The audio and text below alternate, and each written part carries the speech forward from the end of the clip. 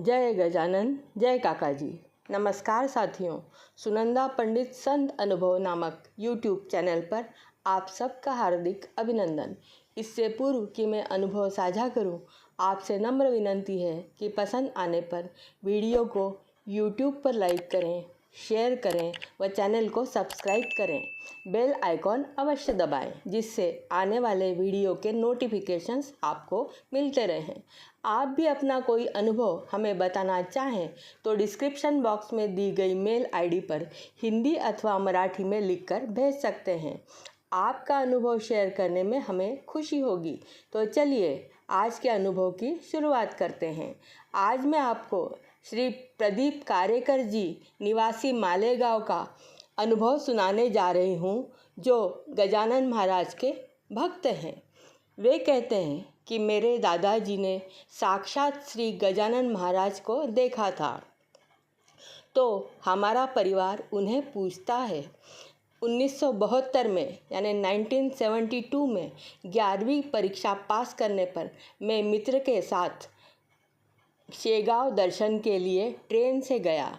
दर्शन लेकर शेगांव स्टेशन पहुंचा तो उन दिनों लगातार ट्रेन्स नहीं मिलती थी। ट्रेन आने के कुछ समय पूर्व टिकट खिड़की खुलती थी। गाड़ी आने में अभी देरी थी तो सोचा प्लेटफॉर्म की किसी बेंच पर बैठते हैं। टिकट खिड़की खुलने पर टिकट निकाल लेंगे। हम दोनों बेंच पर बैठे थे। अचानक एक पैसेंजर ट्रेन कहीं से आकर रुकी। यात्री उतरकर चले गए। एक टीसी अचानक हमारे पास आया।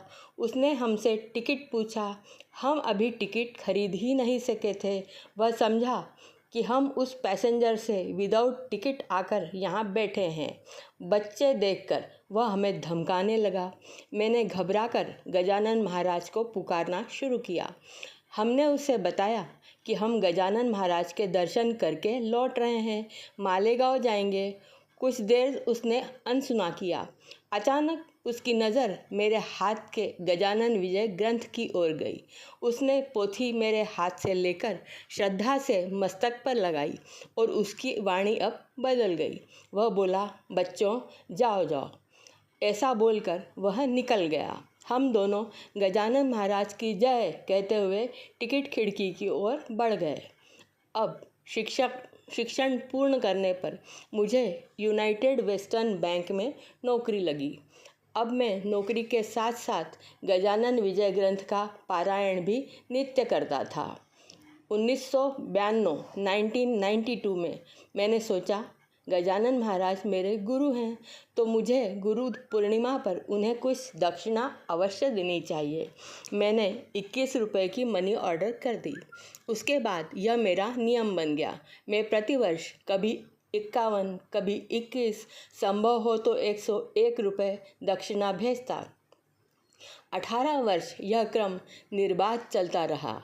2010 की गुरु पूर्णिमा थी। मैं बैंक में व्यस्त था। सोच रहा था कि समय मिलते ही पोस्ट ऑफिस जाकर मनी ऑर्डर कर दूं। बैंक में काम का बोझ बहुत था। बड़ी कठिनाई से बाहर निकला। पोस्ट ऑफिस पहुंचा। कैश ट्रांजैक्शन का समय तभी समाप्त हो रहा था। कैश पर बैठी मैडम उठी। मैंने उनसे नम्र विनंती की कि कृपया मेरी छोटी सी कैश ले लीजिए। वे अनसुना करके अंदर चली गई। मैं उदास हो गया। उदास होकर लौट पड़ा। घर पहुंचा तो मेरा उतरा हुआ चेहरा देखकर पत्नी ने कारण पूछा। मैंने बताया कि आज 18 वर्ष हो गए। लगातार किया हुआ क्रम खंडित हो गया है। मैं मनी ऑर्डर करने से कुछ सेकंड से चूक गया हूँ।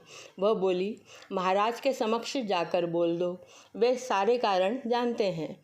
मैं महाराज के फोटो के समक्ष जाकर खड़ा हुआ। मुझे उनकी पोथी के वे शब्द याद आए। क्या व्यापारी समझकर तू मुझे यह अर्पण कर रहा है? मुझे इसकी आवश्यकता नहीं। भाव भक्ति के सिक्कों पर मैं प्रसन्न होता हूँ। मैं मन को समझा रहा था।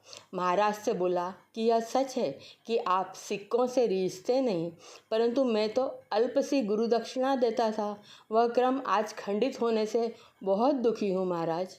दूसरे दिन नित्य की तरह बैंक पहुंचकर अपने काम से लग गया। अचानक चपरासी बुलाने आया। बोला, सर आपका केबिन में फ़ोन है। मैं केबिन में गया तो सामने से आवाज़ आई, अरे मैं भानगांवकर बोल रहा हूँ। मुझे याद आया कि लगभग 5-6 वर्ष पूर्व भानगांवकर मेरे साथ इसी ब्रांच में कार्यरत था। उसका तबादला होने से वह किसी अन्य जगह चला गया था। वह मेरा मित्र था, पर इतने साल में पहली बार आज उसने मुझे फ़ोन किया। क्यों? वह आगे बोला, अरे प्रदीप, मैंने मन से ही कुछ किया है जो तुझे बताने के लिए फ़ोन कर रहा हूँ। कल मैं शेगांव में था। अचानक मुझे प्रेरणा हुई कि तेरे नाम से गजानन महाराज को कुछ अर्पण किया जाए। मैंने तुझसे पूछे बिना तेरे नाम से मन से ही 25 रुपये अर्पण कर दिए। पोस्टल एड्रेस बता दे, प्रसाद व रसीद भेजता हूँ। मेरे आश्चर्य और खुशी का ठिकाना नहीं था। मुझे खुश देख वह आनंदित हो गया, पर उसे क्या पता कि यह अर्पण उससे श्री गजानन महाराज ने करवा लिया है। मैं खुशी से गदगद था। महाराज की मुझ पर यह कृपा देख मैं भाव विभोर था। जय गजानन, श्री गजानन। आपको यह अनुभव कैसा लगा कमेंट में अवश्य बताएं। अगले वीडियो में फिर मिलेंगे। तब तक के लिए नमस्कार।